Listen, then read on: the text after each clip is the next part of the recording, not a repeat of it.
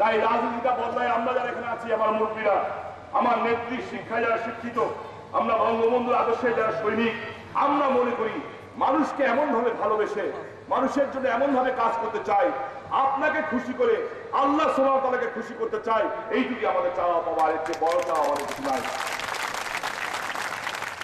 তাই যেই যুবলীগের ভাই আমাকে পিছন থেকে আওয়াজ দিলেন যে ভাই এইটার বিচার হবে না, আমি আপনার কাছে বলি অবশ্যই বিচার হবে।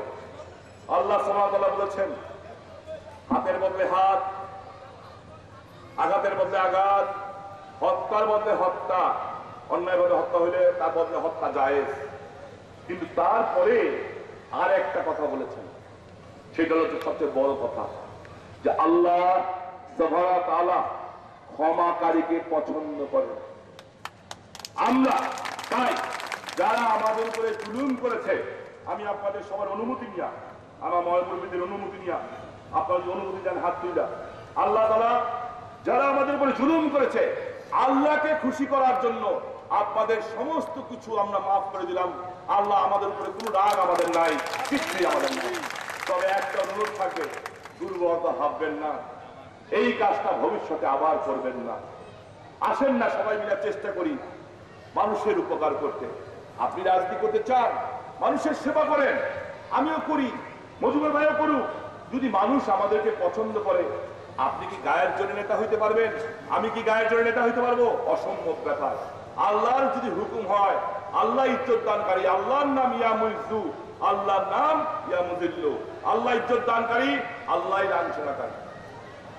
তাই আল্লাহর উপরে ভরসা রাখেন, মানুষের জন্য কাজ করেন। মানুষ যদি মনে করে যে হ্যাঁ ওকে আমার নেতা বানাবো, তাহলে বানাবে। আর যদি মানুষ মনে না করে, আপনি আমি হাজার চেষ্টা করলেও হইতে পারবো না। তাই এইটাই আমার উদ্দেশ্য যুবলীগের ভাইরা।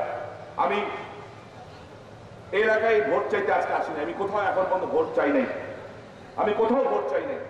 আমি যে উদ্দেশ্যে এসেছি সেই কথা বলতে চাই। আমি কিছু কথা বলে আমার বক্তব্য শেষ করবো কিছুক্ষণ পরে। সেটা হচ্ছে যে প্রথমে বলতে চাই, আমি যখন আসলাম রাস্তায় আমার গাড়ি আটকানো হইল, গাড়ি আটকানো হয়ে আমার একটা ফুলের মালা দিল, খুশি হয়েছি। যারা দিচ্ছে তাদের উপরে অনেক খুশি হয়েছে, আলহামদুলিল্লাহ, যে আমাকে ফুলের মালা দিচ্ছে। স্লোগান দিচ্ছে শামীম ভাই জিন্দাবাদ জিন্দাবাদ, তাতেও খুশি হয়েছি। কিন্তু একটা কথা বলি, শামীম ভাই জিন্দাবাদ বইলা তোমার ভাগ্যের পরিবর্তন হবে না। মজুমদার ভাই জিন্দাবাদ বইলা তোমার ভাগ্যের পরিবর্তন হবে না। শেখ হাসিনা জিন্দাবাদ বইলেও তোমার পরিবর্তন হবে না। খালেদা জিয়া জিন্দাবাদ বইলেও তোমার ভাগ্যের পরিবর্তন হবে না। বাবারে, তোমরা আমাদের বয়সের ছোট, কেউ সন্তান তুল্য, কেউ ছোট ভাই তুল্য। একটা কথা বলতে চাই, যারা দেশের জন্য মানুষের জন্য কিছু করতে চাও, কিংবা নিজের জন্যও কিছু করতে চাও, তাদের উদ্দেশ্যে একটা কথা বলি। আমি যা বলবো কোরআনের থেকে বলবো, একজন ইসলামের অনুসারী হয়ে, একজন মুসলমান হয়ে। সমাজও তাই বলে, আমার ধর্মও তাই বলে।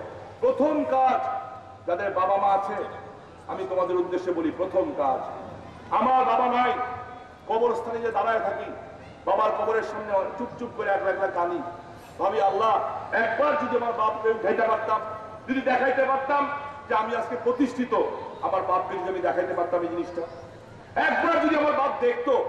কিন্তু সারা পৃথিবীর সমস্ত সম্পদ দিয়েও আমার বাবাকে আমি আনতে পারবো না। আমি প্রতিটা মিটিংয়ে এই কথা বলেছি, সারা পৃথিবীর সম্পদ দিয়েও যারা আমাদের বাপ মা নাই এখানে, পারবেন কেউ আনতে? পারবেন না। তাই যাদের বাবা এবং মা আছেন, কিংবা বাবা নাই মা আছেন, কিংবা মা নাই বাবা আছেন, আপনাদের উদ্দেশ্যে বলতে চাই, যারা যুব সমাজ কিংবা বয়সে ছোট আমার চেয়ে, তাদের উদ্দেশ্যে বলতে চাই, প্রথমে একটা চেষ্টা করেন, মা এবং বাবার দোয়া নেওয়ার চেষ্টা করেন। বিশেষ করে মায়ের দোয়া নেওয়ার চেষ্টা করেন।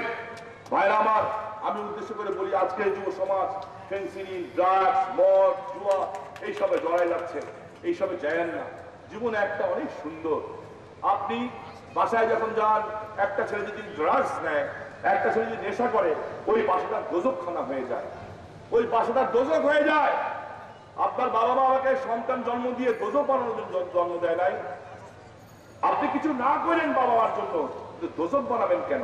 কেন দোজখ বানাবেন? আপনাকে কেউ অধিকার দিয়েছে দোজখ বানানো? দোজখ বানায় না। যান, যদি কেউ ভুল করে থাকেন, ভুল সংশোধন করেন, বাবা মার কাছে যান, মায়ের পায়ের পাশে বসেন, মায়ের পায়ে হাত দেন, দিয়া বলেন, মা তুমি সারাদিন অনেক কষ্ট করছো না মা, ম্যাক্সিমাম তো মধ্যবিত্ত নিম্ন মধ্যবিত্ত ঘরের ছেলে। বাবার পাশে যে দাঁড়ান, বাবাকে বলেন যে বাবা তোমার বয়স হয়ে গেছে, ইনশাল্লাহ দোয়া করে বাবা আমি যাতে আমার লেখাপড়া শেষ করে কিংবা আমার কর্ম শেষ করে আমি তোমার পাশে দাঁড়াতে পারি, বাবা তুমি আমার জন্য দোয়া করো বাবা। আপনার বাবা মা যে মন থেকে যে দোয়াটা বের হবে, আপনার বাবা মার মন থেকে যে দোয়াটা বের হবে, ওই এক দোয়াতে ইনশাল্লাহ আপনার সারা জীবনের পথ পরিষ্কার হয়ে যাবে। আর এর পরের ধাপে আসেন, বাবা মাকে খুশি করলেন, খুশি করার পরে এইবার আসেন নেক্সট ধাপ, মহল্লার ময়মুরব্বী এবং এলাকাবাসী।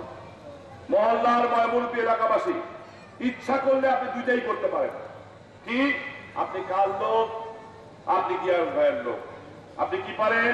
আপনি মোতালেব ভাইয়ের রাস্তার পরে পিটায় মারতে পারেন, আপনি রাশিদ আবার কাপড় ধুলতে পারেন, আপনি আমার আন্তর্জাতিক ভাইরে মারতে পারেন, আপনি মজিবুর ভাইরে বেইজ্জত করতে পারেন, বাড়ির ভাঙনে দিতে পারেন, ইব্রাহিমে মারতে পারেন, সব পারেন, আপনি সব পারেন। এটাও পারেন। ইচ্ছা করলে একটা মুরব্বী হারিয়ে গেছে, আপনি শামীম ভাইয়ের লোক, কে আপনার ঠেকায়? আপনি শামীম ওসমানের নিজস্ব লোক। আপনি রাস্তার পরে দাঁড়াইয়া এইভাবে ধরে সিগারেট খেতে পারেন, রাস্তার পরে দাঁড়াইয়া মুরব্বীদের সামনে সিগারেট খাইলে খাইতেও পারেন। মুরব্বী যাওয়ার সময় জিজ্ঞাসা করবে যে এই ছেলেটা কে, এই ছেলেটা কে? তখন কেউ বলবে এটা ফজল মিয়ার পোলা, কিংবা বলবে জব্বর মিয়ার ছেলে, কিংবা বলবে শামীম ওসমানের ছেলে, কিংবা বলবে মজিবুর ভাইয়ের ছেলে বলবে।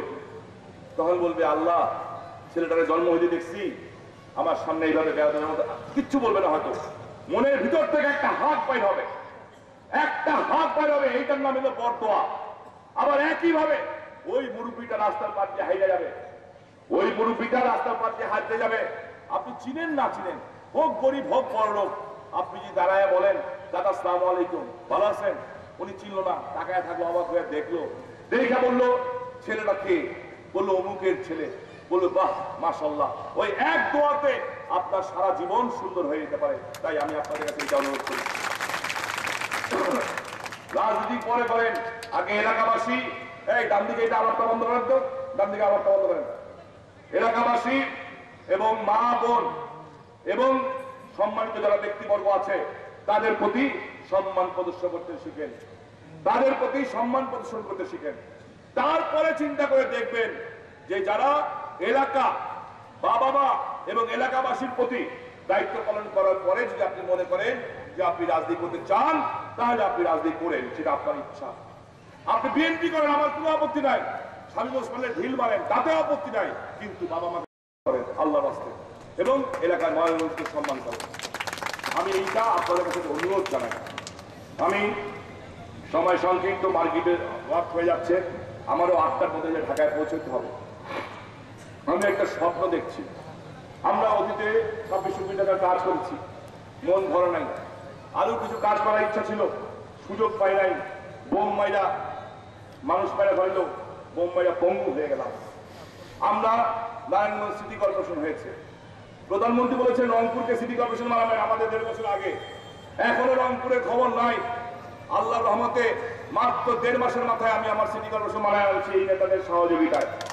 এই এলাকার আরেকটা লোক আছেন, যদিও উনি আমার দল করেন না, আমি ওনাকে ধন্যবাদ অবশ্যই দিব, না হলে আমার মিথ্যা কথা বলা হয়ে যাবে, আমি অকৃতজ্ঞতা হব। সেটা হলো এই এলাকার বিএনপি করতেন, উনি বিএনপি এখন করেন, সাবেক প্রশাসক মতিন প্রধান সাহেব। উনি আমাকে বারবার খবর দিয়েছেন যে কারা এই সিটি কর্পোরেশন আটকানোর জন্য, নারায়ণগঞ্জে একটা মেয়ে আছে আমার এই ছোট বোন, ওরা বিভিন্ন ভাবে মামলা মোকদ্দমা দিয়ে এই সিটি কর্পোরেশনটা আটকানোর চেষ্টা করছিল।